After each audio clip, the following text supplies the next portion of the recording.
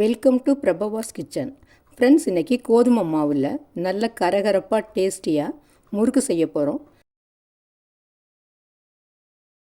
இந்த முறுக்கு செய்கிறதுக்கு ஃபஸ்ட்டு ஒரு வெள்ளை துணி எடுத்துகிட்டு அதில் 2 கப் அளவு கோதுமை மாவு எடுத்துக்கலாம்.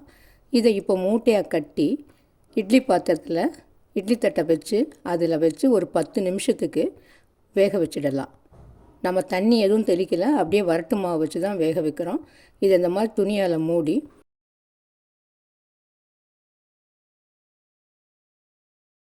ஒரு 10 நிமிஷம் வரைக்கும் வேக விடலாம். ஏன்னா அதில் மாவில் தண்ணி படக்கூடாதுங்கிறதுக்கு தான் அப்படி வேக விடுறோம். இப்போ 10 நிமிஷத்தில் மாவு வெந்ததுக்கப்புறம் இந்த மாவு நல்லா கட்டியாக இருக்கும். அதை உடச்சி விட்டுட்டு மிக்ஸி கப்பில் போட்டு அரைச்சி எடுத்துக்கலாம். இப்போ பாருங்கள், இது எவ்வளோ கெட்டியாக இருக்குதுன்னு. இது நல்லா சூடாக இருக்கிறதுனால இப்போ இதை ஒரு பிளேட்டில் கொட்டிட்டு ஆற விட்டுக்கலாம். நம்ம கோதுமை மாவு மைதா மாவு எதுவாக இருந்தாலும் வேக வச்சிட்டோம்னா அது அரிசி மாவு மாதிரியே இருக்கும். பிசுபிசுப்பு தன்மையே கொஞ்சம் கூட இருக்காது. இப்போ இதை உடச்சி விட்டுட்டு மிக்ஸி கப்பில் போட்டு அரைச்சி எடுத்துக்கலாம்.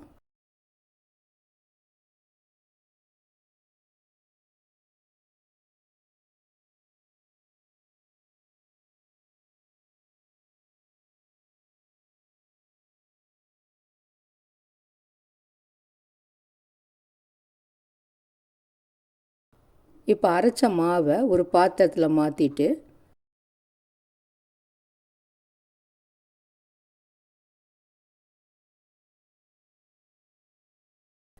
இதோட இப்போ 1/4 கப் அளவு பச்சரிசி மாவு சேர்த்துக்கலாம்.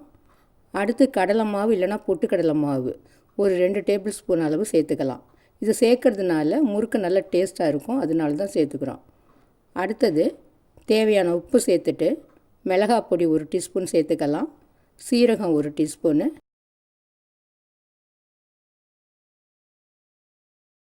எள் 1 டீஸ்பூனு, பெருங்காயப்பொடி 1/2 டீஸ்பூன் சேர்த்துட்டு கலருக்காக ஒரு 1/4 டீஸ்பூன் அளவு மஞ்சள் பொடி சேர்த்துக்கலாம். இது கோதுமை மாவில் செய்கிறதுனால கலர் கொஞ்சம் டார்க்காக இருக்கும், அதனால மஞ்சள் பொடி சேர்த்துக்கலாம். எல்லாத்தையும் நல்லா ஸ்பூனால் கலந்து விட்டுக்கலாம். இப்போ 2 ஸ்பூன் அளவுக்கு டால்டாவை லேசாக உருக்கிட்டு சேர்த்துக்கலாம். டால்டா சேர்க்கறதுனால முறுக்கு நல்ல கரகரப்பாக இருக்கும். டால்டா சேர்க்க பிடிக்கலைன்னா 2 ஸ்பூன் அளவுக்கு எண்ணெய் அல்லது நெய் சேர்த்துக்கலாம்.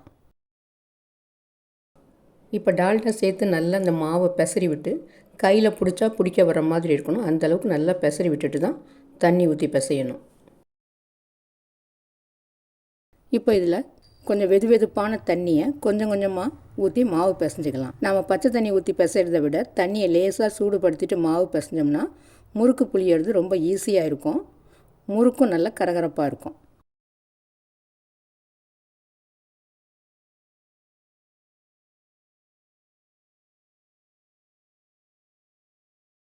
இப்போ மாவு பிசைஞ்சு முடிச்சாச்சு.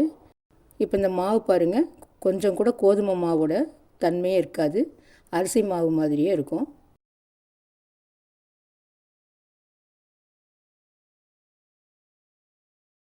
இப்போ இதை முறுக்கு குழாயில் போட்டு நம்ம ஒரு பிளேட்டில் எண்ணெய் தடவிட்டு இல்லை கரண்டியோட பின்பக்கத்தில் எண்ணெய் தடவிட்டு முறுக்கை புழிஞ்சிக்கலாம். இப்போ முறுக்கு புளியறதும் எவ்வளோ ஸ்மூத்தாக வருது பாருங்கள். கொஞ்சம் கூட கஷ்டமே இல்லை, புளியறது ரொம்ப ஈஸியாக இருக்குது. இப்போ இருப்பு சட்டியில் எண்ணெய் காஞ்சிட்ருக்கு. இப்போ சரியான சூட்டில் இருக்குது.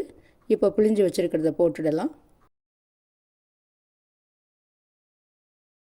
ஃப்ளேம் வந்து மீடியமாகவே இருக்கட்டும், ரொம்ப ஹையாக வைக்க வேண்டாம், அப்போ தான் முறுக்கு செவந்துடாமல் இருக்கும்.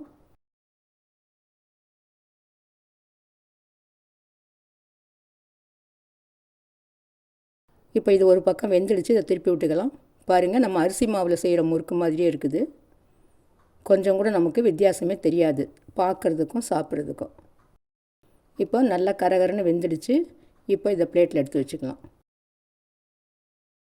அடுத்து இதே மாதிரி நாம் புளிஞ்சு வச்சுருக்கிற முறுக்குங்களை போட்டுக்கலாம். நம்ம எண்ணெய்க்கு ஏற்ற மாதிரி 2-3 போட்டுக்கலாம். ஒரு முறுக்கு அப்படியே அதை புளிஞ்சு விட்டுடுறேன்.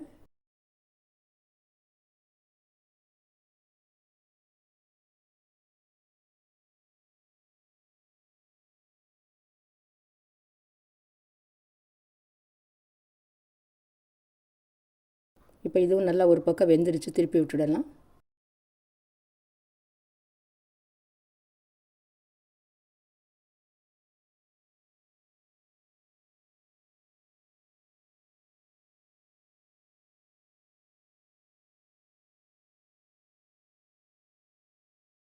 இப்போ இந்த முறுக்கும் நல்லா கரகரப்பாக ஆயிடுச்சு, எடுத்துடலாம்.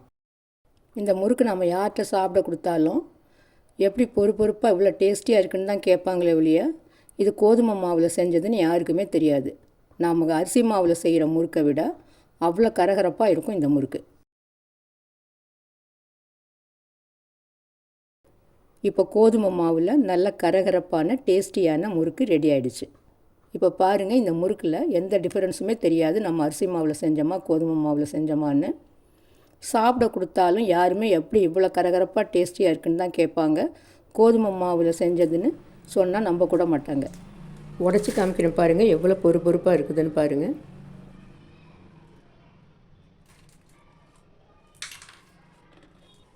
இந்த டிஷ்ஷு பிடிச்சிருந்ததுன்னா லைக் பண்ணுங்கள், ஷேர் பண்ணுங்கள், மறக்காமல் சப்ஸ்கிரைப் பண்ணுங்கள். நன்றி.